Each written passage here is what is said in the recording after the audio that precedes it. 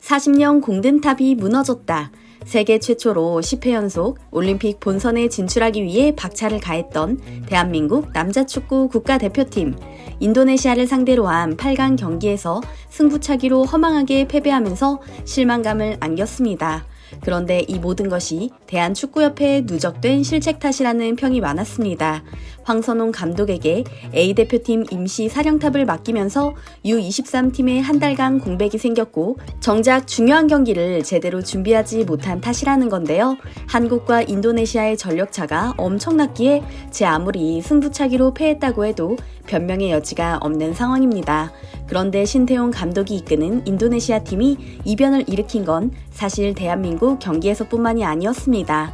피파 랭킹 134위 인도네시아가 무려 110계단이나 차이나는 24위 호주를 상대로 승리하며 대이변을 일으킨 것이 얼마 전이었기 때문이죠.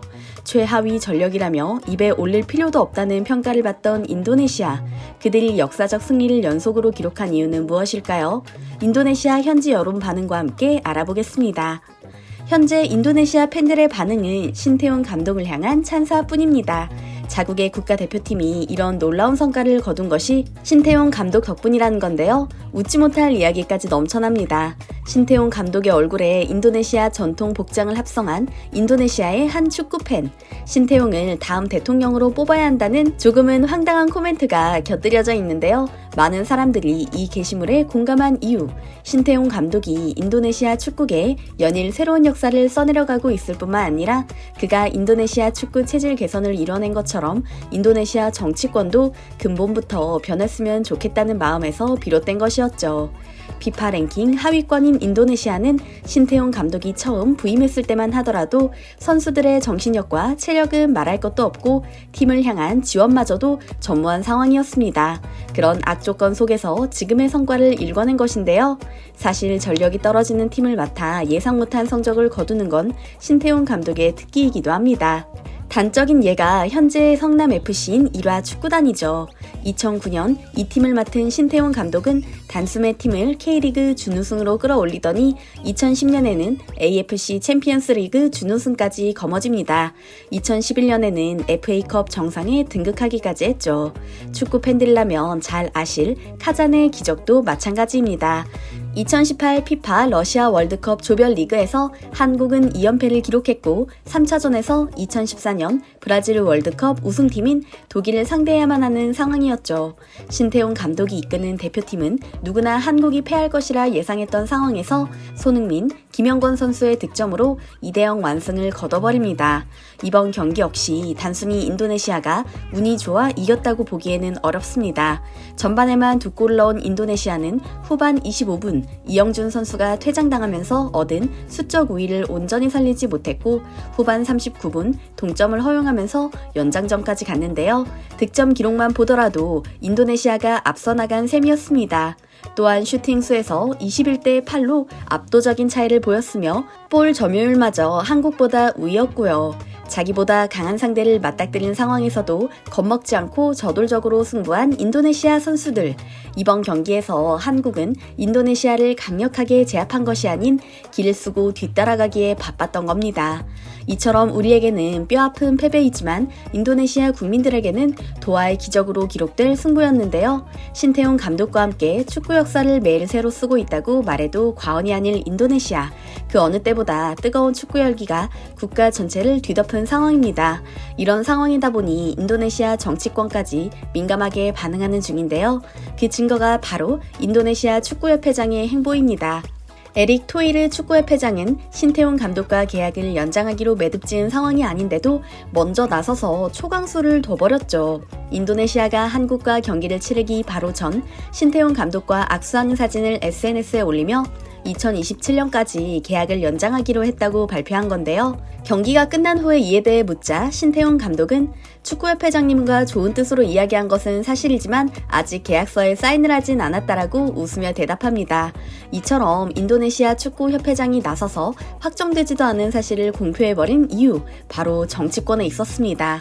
인도네시아 유력 언론인 콤파스에 따르면 축구협회장이 신태용 감독과 계약을 서두른 이유가 다름 아닌 인도네시아 대통령인 조코 위도도에게 있다고 하는데요. 인도네시아는 얼마 전 새로운 대통령을 확정지었죠. 바로 현재 국방장관이자 대통령 당선인인 프라보워 수비안토입니다. 대통령 자리에 오르기도 전에 벌써부터 전방위적인 영향력을 행사하고 있는 수비안토. 이번 경기 전에도 인도네시아 국가대표팀을 격려하며 나는 신태용 감독을 강력히 지지한다와 같은 발언을 하는 등 여론을 집중시켰죠. 이런 상황을 주시하던 조코 위도도 대통령은 신감독 재계약을 공약으로 내걸기까지 하면서 여론몰이에 나섰습니다. 얼마를 들여서든 신태용 감독을 붙잡아두고 전폭적인 지원을 해주라고 당부한 것은 물론 임기를 마치기 전 신감독에게 대통령 훈장을 수여할 계획이라고 하는데요. 비록 대통령 임기는 올해 10월까지지만 신태용 감독 기용을 자신의 업적으로 굳혀 대중의 인기를 얻는 것은 물론 퇴임 후에도 정치적 영향력을 행사하려는 것이죠. 실제로 조코 위도도 대통령의 아들이 부통령으로 당선되기까지 했으니 이런 계획은 유효할 것으로 보입니다. 덧붙여 인도네시아 팬들의 생생한 반응도 잠시 전해드리겠습니다.